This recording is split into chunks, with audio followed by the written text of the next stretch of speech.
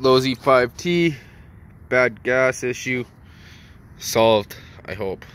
So what I did was I bought an O'Neill Brothers engine, 30.5 cc, 9.9 horse plus. Put it in here, right, and drove it for, I don't know, a couple hours or whatever. Got a few hours on it. Motor crapped out. So I sent it back to O'Neill Brothers. They said some dirt got in my fuel system, so I took it to the next level. I got the, I forget what kind of air filter this is. This is the TNM triple. This is 3 layers, 4 layers or something. Crazy air filter, really good. Special for the Losi 5T. Found this crazy blur fuel cap. Look at that. It's got a brass filter for the air intake.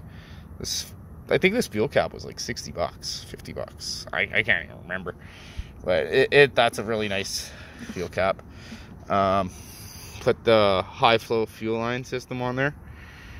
TMN, I'm pretty sure. Same as this air filter, I'm thinking.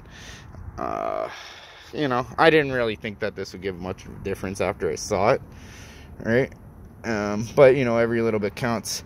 So, and then at the bottom, just in case the car flipped, I put these weighted airplane gas filters on there, so that way, you know,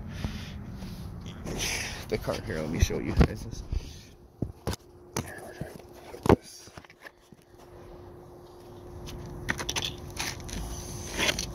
So that way the car would flip, this would be on the end, this would weight it, fall to the other side of the tank, you know.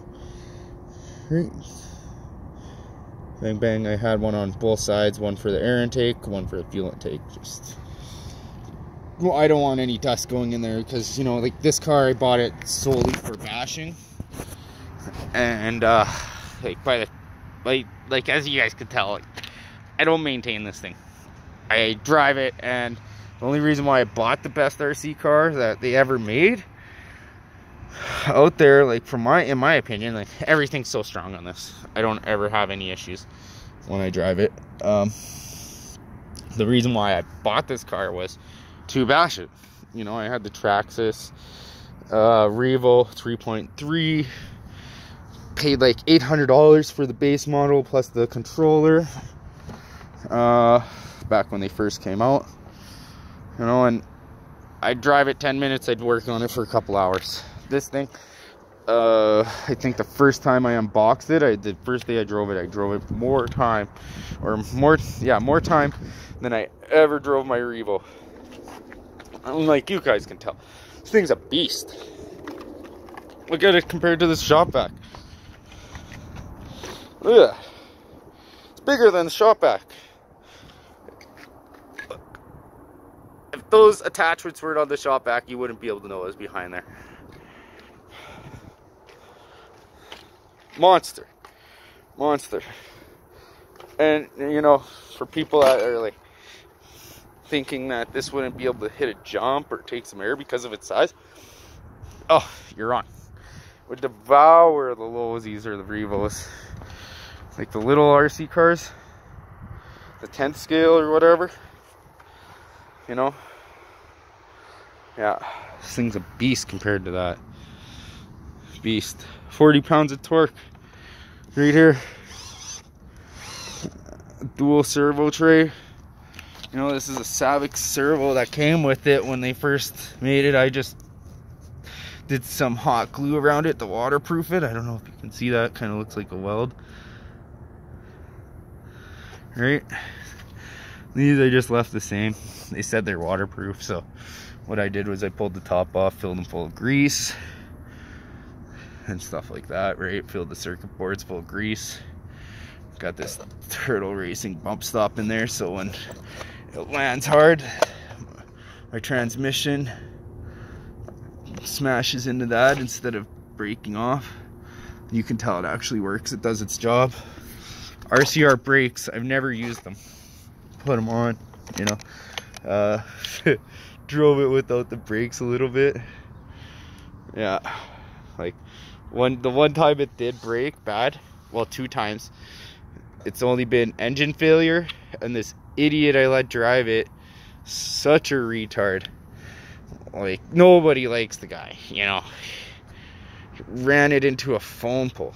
I don't even know why I let him drive it. Just goes to show you, don't let anybody drive your RC cars or anything that you like, you know. And yeah, so my culprit for the bad gas, though, back to that, are these. I don't know if you can see it. Which one was it? Pull it out. You can notice it's kind of breaking down. This camera sucks. By the way, all my filming lately is on the Galaxy S8 Plus. Never go to iPhone. I don't know. If you're basic, you like iPhone then. But, you know, I don't know. So anyways, what I've noticed is there's a film from those filters on everything. I don't know if you can see that. So it was plugging my carbs. Right? Yeah, you can. I can see that, like, through the camera. You can see it right on that clip there. Focus, you garbage. Camera. There we go. And now, pulling in the tank, there's a little bit of residue in there. Like, I don't think I ever clean this thing. Why bother? I don't buy it to clean it, I buy it to drive it. That's why I bought the best RC car you could buy. Let's just drain that gas out. I'm gonna pull the tank off and do some oh shit, stepped in gas. I hate when that happens. It always wrecks your sandals. Yeah. Take the cap off. Check that out. FFRC. You need this skid plate in the back if you plan on bashing this thing. You need it, because I didn't have it when I first got it. It almost wrecked the bolts.